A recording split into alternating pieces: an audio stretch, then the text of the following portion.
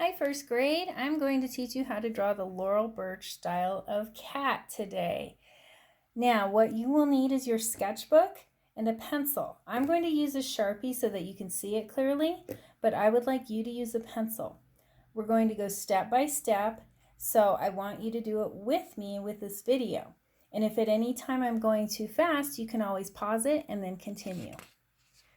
So let's start on a fresh page in your sketchbook. And I want you to find where the middle of your page is, about right there. And then you're going to go up about halfway to the top there and just put a little dot.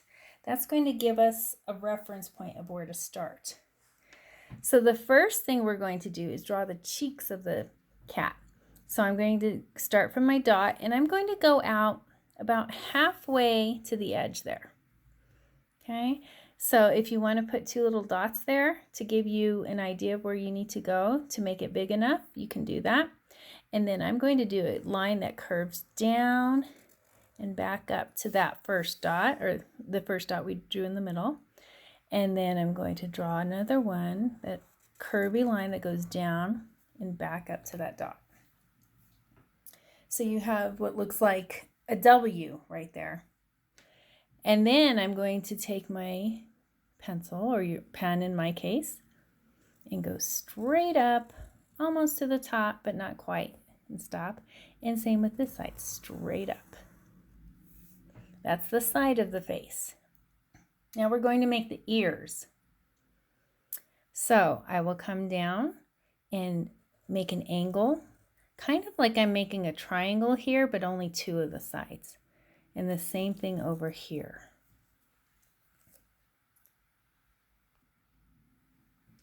And then I will connect those. You can do a straight line, you can do a curvy line, and that will be the top of the head. So now we're going to do the chin. So I'll come down here and I'll make a curvy line that goes down and back up for the chin of the cat. Now we're going to do the nose. So we're going to make a V, and the V, the point of the V will hit right where that first dot is that we made. So I'm going to come this way and then this way to make a V. Now we're going to draw two straight lines going up to make the side of the nose. I'm going to make this line go straight up, but not all the way to the top. Almost to the top of the head, but not quite. And then we're going to draw the eyes. The eyes are going to curve up and around and up and around. So this always reminds me of like looking at it like it's a cat with its eyes closed, looking very content, very happy.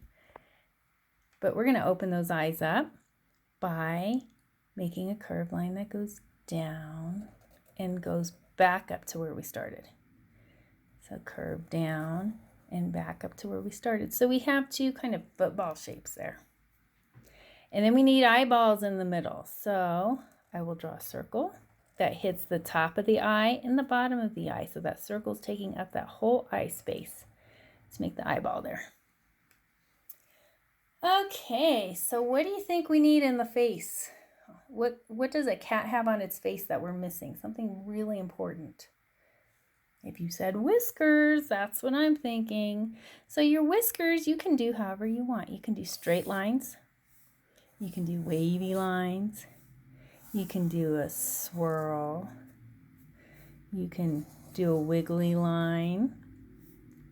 You can just do a curved line or a curly line, however you want. But let's have 3 whiskers on each side. So now we need to make the body. So I'm going to start the body by starting where the cheek is here. And on this side, I'm going to make a line going straight down. Not quite to the bottom of the page, but close. Now our cat's going to be sitting. So this side is going to be its back. And we're going to make it curve a little bit and then straighten out. Now to make the legs, I'm going to come on the straight side here and curve around and go up part way, not all the way. And then back down, trace it back around and make the other foot, or make the other leg. Okay. And then we're going to connect the end of this back line to the legs like this.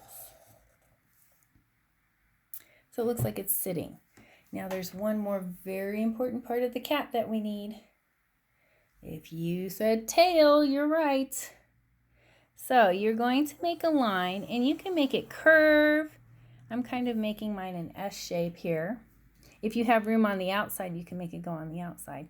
But remember, cat tails, they're thicker than a mouse tail, so we don't want a skinny tail like this, not just a line. We need it to be a little bit thicker.